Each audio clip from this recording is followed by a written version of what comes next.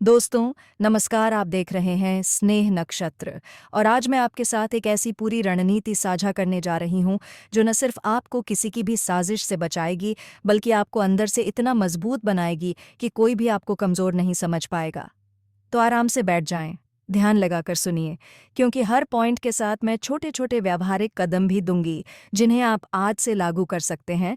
सबसे पहले समझिए कि जब कोई आपको नीचे गिराने की कोशिश करता है तो अधिकतर लोग गुस्से में आकर वही गंदा खेल खेलने लगते हैं और यहीं उनकी असली हार होती है। इसलिए पहला और सबसे शक्तिशाली नियम है भावनात्मक रिकॉर्डिंग। हर नाकारा या टॉक्सिक घटना को डायरी में या डिजिटल नोट में तारीख के साथ लिखिए। क्या कहा गया, किसने कहा, किस परिस्थिति में हुआ। यह आदत आपको बाद में ठोस तथ्यों और पैटर्न दिखाएगी और अफवाहों के खिलाफ सबसे बड़ा हथियार बनेगी। दूसरा नियम है इमोशन कंट्रोल और विलंबित प्रतिक्रिया।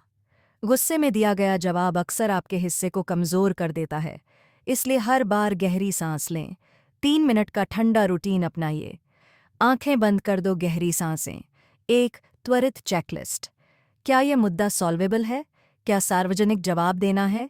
क्या कानूनी कार्रवाई चाहिए? और तभी बोलिए। तीसरा, अपने वर्ड्स और बॉडी लैंग्वेज को रणनीतिक बनाइए। सोशल या कार्यस्थल पर हमेशा तथ्यात्मक और प्रोफेशनल टोन रखें। आरोपों का भावुक बदला नहीं लेना, बल्कि सवालों के रूप में उल्टा कर देना सबसे असरदार होता है। उदाहरण के तौर पर कोई अपमानजनक दावा करे तो आप कह सकते हैं, क्या आप ये स्पेसिफिक डॉक्यूमेंट दिखा सकते हैं? इस तरह विरोधी अपना दम खो देता है। चौथा, सर्किल को साफ रखिए। अपने नेटवर्क की क्वालिटी बढ़ाइए। उन लोगों के साथ समय गुजारिए जो आपकी उन्नति चाहते हैं और टॉक्सिक लोगों को सीमित करें। यह केवल दूरी नहीं बल्कि ऊर्जा का संरक्षण है। पांचवां, सुदृढ़ दिनचर्या और शारीरिक मानसिक फाइटर रूटीन अपनाइए। नियमित नींद, पोषण, फोकस्ड वर्क ब्लॉक्स और आधा घंटा मेडिटेशन। रोज जब शरीर और दिमाग संतुलित होगा तब बाहरी हमलों का असर घटेगा। छठा, सबूत और डॉक्यूमेंटेशन को आदत बनाइए। किसी भी विवाद की स्थिति में स्क्रीनशॉट्स, ईमेल्स, व्हाट्सएप चैट्स और तारीख सहित नोट्स साबित करते हैं कि सत्य किसका है। यह कानूनी रास्ते खोलने में भी मदद करता है। सातवां, कमजोरियों को पहचानिए और उन्हें ठीक कीजिए। अगर लोग बार बार किसी कौशल पर तंज करते हैं तो उसी में सुधार कर दीजिए। विरोधी की रणनीति का सबसे अच्छा जवाब आपकी प्रगति है। आठवां, सोशल मीडिया पर अपनी इमेज कंट्रोल कीजिए। हर सार्वजनिक पोस्ट को प्रोफेशनल और संयत रखें। सनसनीखेज या प्रतिक्रिया आधारित पोस्ट से बचें। अगर अफवाह फैलाई गई है तो ठंडे दिमाग से एक फैक्ट बेस्ड पोस्ट या वीडियो के जरिए स्थिति स्पष्ट कर दें। भीड़ भावनात्मक होती है, तथ्य शांत और असरदार। नौवां, हल्की चालाकी और सही सवाल पूछने की कला सीखिए। जब कोई झूठ बोले तो सीधे सीधे सामने पूछना कि आपके पास कौन सा स्रोत है। अक्सर विरोधी खुद ही बेनकाब हो जाते हैं। 10वां, कानूनी और संस्थागत रास्ते अपनाने में हिचकिचाइए मत। अगर लगातार बदनामी हो रही है तो लीगल नोटिस, शिकायत या पेशेवर सलाह लेना बुद्धिमानी है। यह हिंसा नहीं बल्कि अपने अधिकारों की रक्षा है। अब मैं आपको इन 10 रणनीतियों को छोटे छोटे रोजमर्रा के कामों में बांटकर बताऊंगी। हर दिन एक छोटा टास्क। दिन 1, अपनी टॉक्सिक घटनाओं की डायरी शुरू कीजिए और पिछले 1 महीने की घटनाएं लिख लीजिए। दिन 2, हर पब्लिक बातचीत से पहले 3 मिनट का ठंडा रूटीन अपनाइए। दिन 3, अपने सोशल सर्कल की इन्वेंट्री बनाइए। किन लोगों से दूरी चाहिए, किन को जोड़ना है। दिन 4, अपनी कमजोरियों की लिस्ट बनाइए और अगले 30 दिनों के लिए माइक्रो लर्निंग का प्लान बनाइए। दिन 5, 1 हफ्ते सोशल मीडिया पोस्ट्स का एग्जाम करें और प्रोफेशनल टोन का ड्राफ्ट रखें।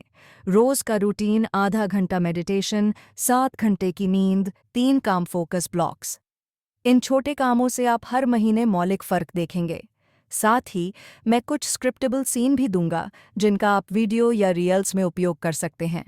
उदाहरण, किसी ने अफवाह फैलाई, कैमरा ऑन, आप शांत ढंग से कहते हैं, मैंने यह सुना, क्या आप इसे सबूत के साथ साझा कर सकते हैं? जब तथ्य सामने आएंगे मैं जवाब दूंगा।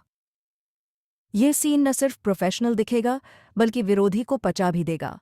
और एक और सीन, आपको नकारात्मक कमेंट मिला, 3 मिनट श्वास, नोट कर लो, फिर उत्तर दो। धन्यवाद आपकी राय के लिए, यहाँ मेरे तथ्य हैं। इससे न सिर्फ दर्शक प्रभावित होंगे बल्कि आपकी ब्रांड वैल्यू बढ़ेगी। कानूनी स्थिति के लिए मैं कहूँगा कि हमेशा एक बेसिक पैक रखें। स्क्रीनशॉट्स, ईमेल आर्काइव, गवाहों के नाम ये किसी भी शिकायत को मजबूत बनाते हैं।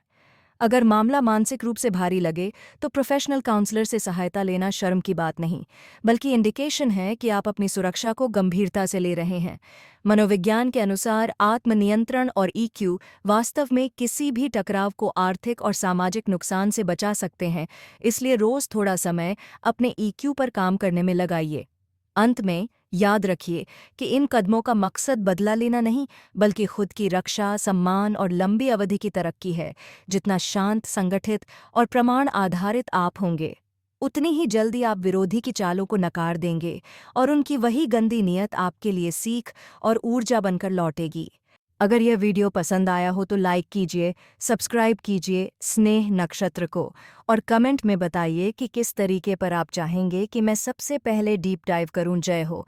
और हमेशा याद रहे, असली ताकत भीतर से आती है, बाहर से नहीं। और आज से आप वही ताकत बनना शुरू कर देंगे।